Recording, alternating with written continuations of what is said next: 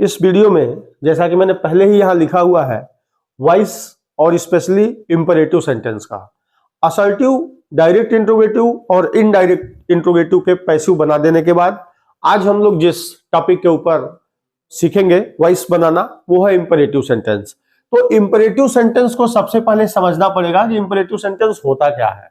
इसके पहले imperative sentence में चलने के पहले मैंने आपको एक पिछला एग्जांपल दिया था असर्टिव सेंटेंस से रिलेटेड कि राम किल्ड रावण। एक छोटा सा एग्जांपल यहां, ताकि आप उस चीज से पुनः अपने आप को जोड़ पाए। ये असर्टिव सेंटेंस है, सब्जेक्ट है, ये वर्ब है और ये ऑब्जेक्ट। पैसिव वॉइस में आप जानते हैं ऑब्जेक्ट को सब्जेक्ट बना देते हैं रावण।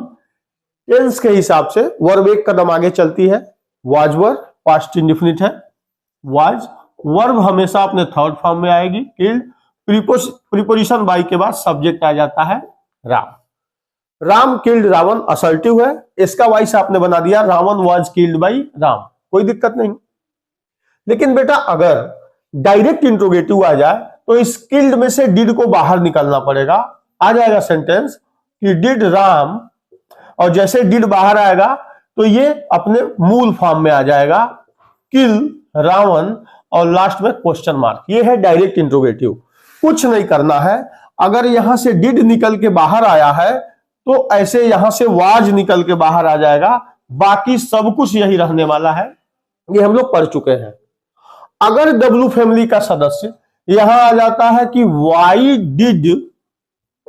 डिड राम किल रावण और क्वेश्चन मार्क आता है, तो जैसे वाज निकल के आया था बिल्कुल उसी समान, केवल यहां वाई आ जाएगा, बाकी सब कुछ एज इट इज रहने वाला है। असर्टिव इंट्रोगेटिव के दोनों, डायरेक्ट इंट्रोगेटिव और इनडायरेक्ट इंट्रोगेटिव, दोनों को पढ़ने के बाद आज का ये जो टॉपिक है मैं पीछे वाले सेंटेंस से आपको थोड़ा सा जोड़ने का प्रयास किया हूं ताकि आपकी समझ में आ जाए। जो लोग याद आ जाए, समझ तो आ ही गया है, याद आ जाए, और जो लोग इस वीडियो से देखना शुरू कर रहे हैं उन्हें थोड़ा सा ये अंदाजा मिल जाए कि वॉइस में किस तरीके से ऑब्जेक्ट को सब्जेक्ट और सब्जेक्ट को प्रीपोजिशन के आधार पर बाई लगा के उसे हम ऑब्जेक्ट बना देते हैं।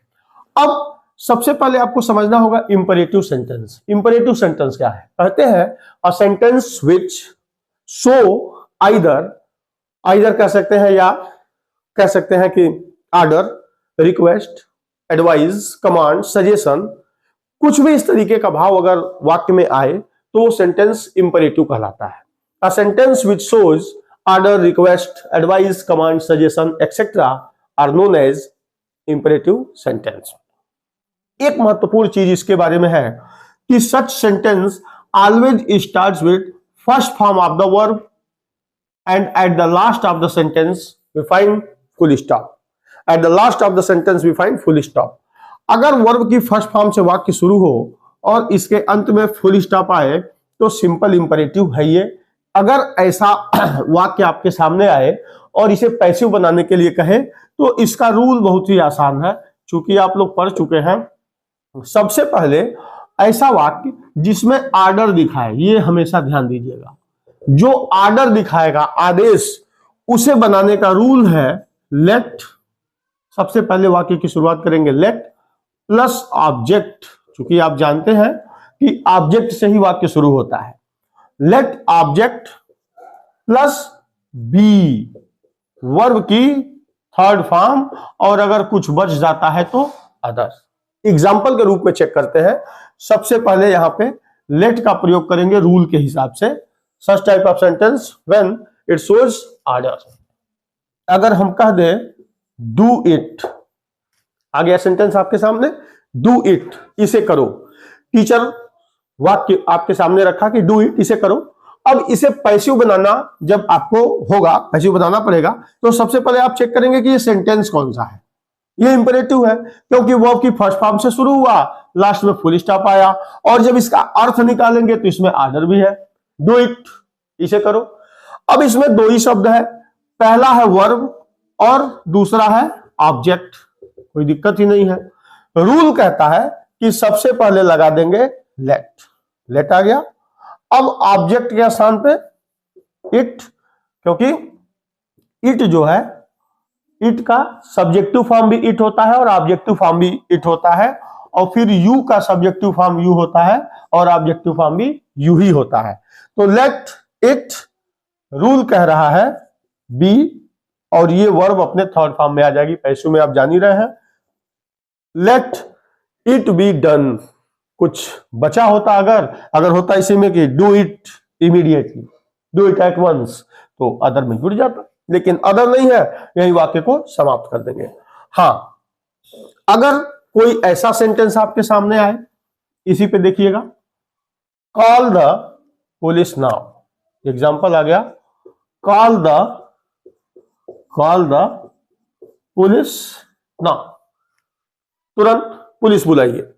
इसमें भी ऑर्डर का भाव दिखेगा आपको, आप कह देंगे कि लेट, क्या ऑब्जेक्ट आ गया, लेट द पुलिस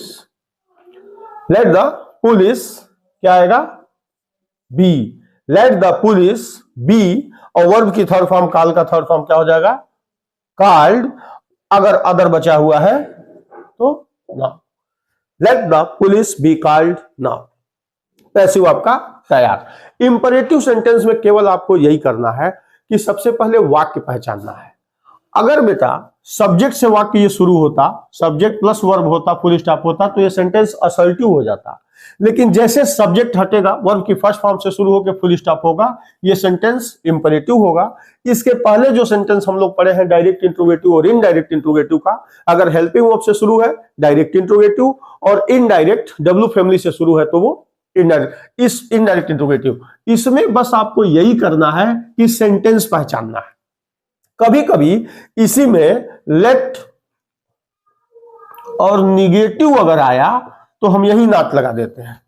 जैसे कोई सेंटेंस अगर आपके सामने आ जाए जिसमें नॉट हो, तो नॉट का प्रयोग वर्ब से नहीं शुरू होता, आप जानते हैं डू नॉट से शुरू होता है। Okay, do not tell a lie, do not tell a lie, object है अ लाई।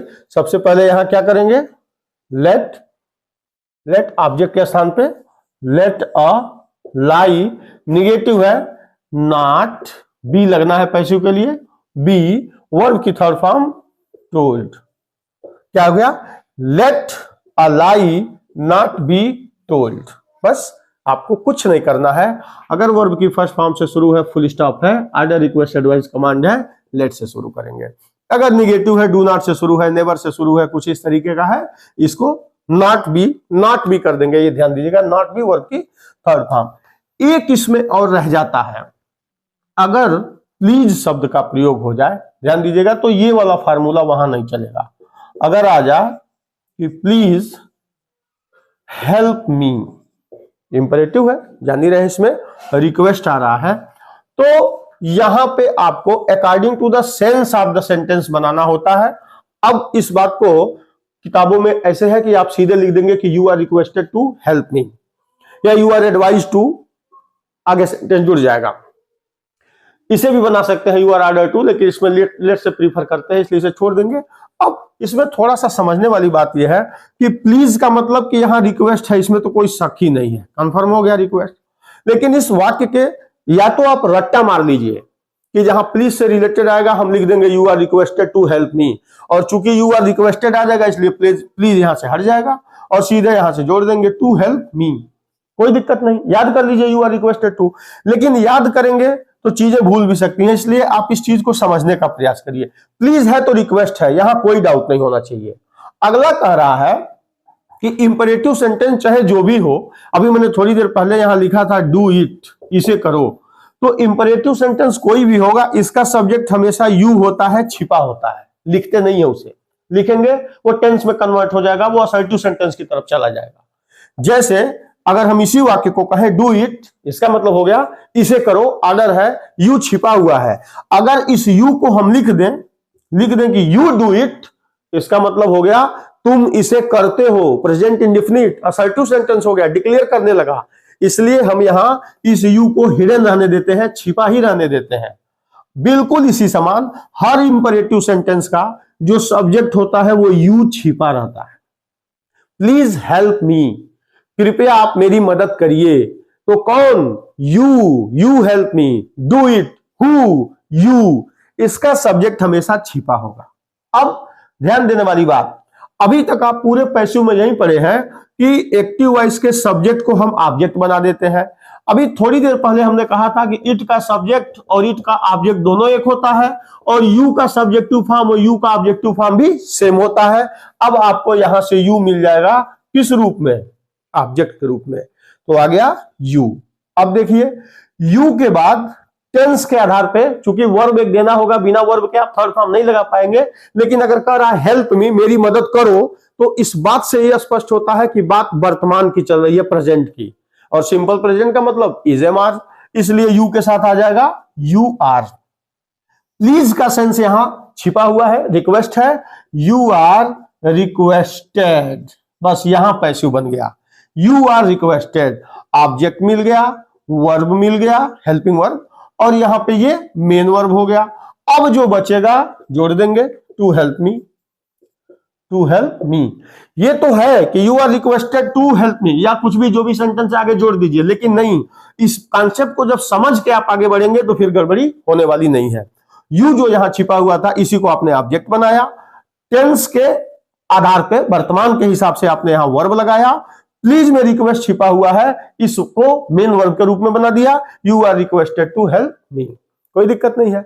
मुख्य चीज इसमें यही है कि सिंपल इंपेरेटिव है, इंपेरेटिव का निगेटिव है, या ऐसा सेंटेंस है जिसमें प्लीज या काइंडली आया है। तो अगर इसके हिसाब से आएगा तो आप you are requested to, you are advised to, you are suggested to sentence को जोड़ देंगे। अगर सिंपल इंपेरेटिव है तो लेट ऑब्जेक्ट बी वर्ब की थर्ड फॉर्म अदर, और अगर यहां पे आता है निगेटिव जो डू नॉट से शुरू होता है, let object not be verb की थर्ड फॉर्म अदर। महत्वपूर्ण चीज आपके सामने, जैसे जैसे आप इस सीक्वेंस में आगे बढ़ेंगे, असर्टिव कंप्लीट किए, आपके सामने स्थिति स्पष्ट होने लगी कि पैसिव कैसे बन रहा है। इसके बाद जैसे डायरेक्ट इंट्रोगेटिव आपके सामने रखा गया तो असुविधा इसलिए नहीं हुई क्योंकि अगर हेल्पिंग वर्ब से वाक्य शुरू था, पैसिव बनाने के लिए आपने भी हेल्पिंग वर्ब को निकाल के बाहर रख दिया, बाकी एज इट इज था। इनडायरेक्ट इंट्रोगेटिव में थोड़ा सा मुझे एक और चीज यहां पे आपको याद दिलाना पड़ेगा। इनडायरेक्ट इंट्रोगेटिव में अगर डब्ल्यू फैमिली का कोई भी सदस्य आता है, specially what, when, why, where, how many, how much, कुछ भी, तो ये एज इट इज पैसिव में उतर गए थे इनडायरेक्ट इंट्रोगेटिव में, आपने देखा होगा। लेकिन एक जगह आपको रटाया गया है बाई हुम से रिलेटेड, इस कॉन्सेप्ट को भी आपको लगे हाथ समझना पड़ेगा, तब आपका, और यही मैक्सिमम एग्जाम में यही हु से रिलेटेड जो आता है वही पूछता है। ठीक, अगर किसी सेंटेंस में हु आया तो हमें बता दिया गया है कि बाई हुम हमें लगा देना है, लेकिन क्यों लगाना है? द क्वेश्चन इज क्यों, वाई। अगर हम कहें सेंटेंस में आपके सामने एक एग्जांपल से आपकी समझ में सब कुछ आ जाएगा। अगर हम कह दें कि who is calling you outside the door, question mark. Direct interrogative है, पढ़ा हम इंपेरेटिव रहे थे, लेकिन एक एग्जांपल इसे भी समझना पड़ेगा। जैसे यू आर रिक्वेस्टेड टू, अब आपकी समझ में आ गया होगा कि क्यों लगता है, रटने की जरूरत नहीं है, कॉन्सेप्ट जब पकड़िएगा तो स्पष्ट हो जाएगा और कभी नहीं भूलेगा। आप किसी दूसरे को समझा सकते हैं सेकंड में। अब देखिए हु, एक मेरा छोटा प्रश्न आपके सामने ये है कि अगर व्हाट है तो व्हाट एज इट इज उतर जा रहा है, व्हेन है व्हेन आ जा रहा है, वाई है वाई आ जा रहा है, सब कुछ आ जा रहा है, तो हु के साथ बाई हुम क्यों? मैं नहीं मानता, यहां भी हु कर दीजिए, यहां कोई दिक्कत नहीं है। अगर व्हाट उतरेगा एज इट इज तो हम हु को भी लाते हैं, क्या प्रॉब्लम है? क्योंकि ये भी प्रश्न पूछ रहा है, जैसे बाकी पूछ रहे हैं ऐसे ये भी पूछ रहा है, लेकिन बाकी में और इसमें एक छोटा सा अंतर है। ये इंट्रोगेटिव वर्ड है, प्रश्नवाचक शब्द है, लेकिन इस वाक्य का ये सब्जेक्ट भी है, इस वाक्य में ये कर्ता का काम कर रहा है, यही इस वाक्य में डूअर है। अगर मैं यहां हूं और दरवाजे पे नॉक हो रहा है तो मैं कहूंगा who is knocking the door, दरवाजा कौन खटखटा रहा है, दरवाजा कौन पीट रहा है, वो भले ही अननोन है, लेकिन पीटने का काम जो कर रहा है वही सब्जेक्ट होगा। ध्यान दीजिएगा, तुम्हें विद्यालय में कौन पीटता है, तो तुम नहीं पीटते हो, तुम तो पीटे जाते हो। पीटने का काम जो करता है हु, वो अननोन है, क्वेश्चन वर्ड है, लेकिन वो सब्जेक्ट भी है, डूअर भी है। अब सीधी सी बात है, अगर इस हु को हम एज इट इज यहां उतार दिए, किसको? Who co. ध्यान दीजिएगा, हु क्वेश्चन जैसे व्हाट आ रहा है, जैसे व्हेन आ रहा है, जैसे वाई आ रहा है, वैसे हु को हम एज इट इज हु उतार दिए। लेकिन सवाल यह है कि यह जो हु है यह सब्जेक्ट है, क्या है, करता है। तो अब इस सब्जेक्ट का ऑब्जेक्टिव फॉर्म हमें लगाना पड़ेगा, हुम। हु जब भी वाक्य में आएगा ये सब्जेक्ट होगा, और अगर हुम आएगा तो ये ऑब्जेक्टिव फॉर्म होगा, हु जाएगा तो ये पॉसेसिव फॉर्म होगा। ये आप पढ़े होंगे, नहीं पढ़े होंगे तो अभी पढ़ लीजिए एक सेकेंड, क्योंकि स्पष्ट होना चाहिए सब कुछ। अगर हम सेंटेंस बोले कि आई नो द गर्ल, ध्यान दीजिएगा, हु लव्स यू, ध्यान दीजिए, आई नो द गर्ल, मैं उस लड़की को जानता हूं, हु जो लव्स यू, जो तुमसे प्यार करती है। तुम नहीं प्यार करते हो, यहां हु एज ए सब्जेक्ट आ रहा है, करता, करने का काम, जो प्यार करने का जो काम है दैट इज गर्ल के द्वारा है। यहां पे हु सब्जेक्टिव फॉर्म है। लेकिन अगर इसी सेंटेंस में हम कह दे कि आई नो द गर्ल, ध्यान दीजिएगा, whom यू लव, अब देखिए यहां से सेंटेंस का स्ट्रक्चर बदल गया। मैं उस लड़की को जानता हूं जिसे तुम प्यार करते हो। जब हु का प्रयोग होगा तो सब्जेक्ट के रूप में होगा, whom का प्रयोग होगा ऑब्जेक्ट के रूप में होगा। बस ये दो चीज आपकी समझ में आ गया, समझ में आ गया। अगर व्हाट का व्हाट उतर जाएगा, वाई का वाई उतर जाएगा, वेन का वेन उतर जाएगा, वर का वर उतर जाएगा, तो हु का भी हु उतरा। चूंकि ये इंट्रोगेटिव के साथ ही साथ सब्जेक्ट भी है, इसलिए हुम आ जाएगा। और अगर बेटा ये ऑब्जेक्ट हो गया तो आप 100 बार पढ़े हैं कि प्रीपोजिशन बाई के बाद ऑब्जेक्ट लगाया जाता है, इसलिए ये स्पेशल हो जाता है। बस अब कुछ नहीं करना है, हु का हुम हो गया, प्रश्नवाचक भी है इसलिए पहले आ गया, ठीक। हुम ऑब्जेक्ट हुआ सब्जेक्ट का, और इस हुम के पहले बाई लगाना ही पड़ेगा, क्योंकि जैसे सब्जेक्ट को हम लोग आगे ले जाते हैं हमें बाई प्रीपोजिशन करना पड़ता है। Ravan was killed by Ram, तो जब ये सब्जेक्ट ऑब्जेक्टिव फॉर्म में आ गया तो प्रीपोजिशन बाई को यहाँ पे देना पड़ता है, इसलिए एक्सेप्शन के रूप में आ गया बाई हुम। अब कह रहा है इज नहीं, ऑब्जेक्ट क्या है, यू, तो वर्ब आ जाएगा are. By whom are you, is है तो बीइंग, वर्ब की third form called, outside the door. बस छोटी सी बात, इसे याद मत करिए, रटिए नहीं, इस बात को समझने का प्रयास करिए, क्लियर हो जाएगा। इंपरेटिव सेंटेंस तक सारी चीजें जो आसान फॉर्मेट में है। अभी केवल हमने ये देखा है आपके सामने, केवल वीडियो में वो चीज रखा गया है कि इसके कॉन्सेप्ट को 9th स्टैंडर्ड से लेकर 2nd ईयर स्टैंडर्ड तक के सारे बच्चे उसको पढ़ना शुरू करें, समझना शुरू करें। लेकिन अब कल के वीडियो में जो मैं यहां पे अपलोड करूंगा वो स्पेशल कॉम्पिटिटिव होगा, क्योंकि ऐसे छोटे सवाल एग्जाम में कंपटीशन में नहीं पूछे जाते, वहां पे चेंज करता है। इसमें इंफिनिटिव लाएगा, इसमें पार्टिसिपल लाएगा, इसमें कुछ स्पेशल रूल्स हैं जिनके आधार पर पैसिव बनाने के लिए पूछता है। इन सारे वीडियो की अगली कड़ी में कॉम्पिटिटिव बेस कल। बहुत बहुत धन्यवाद।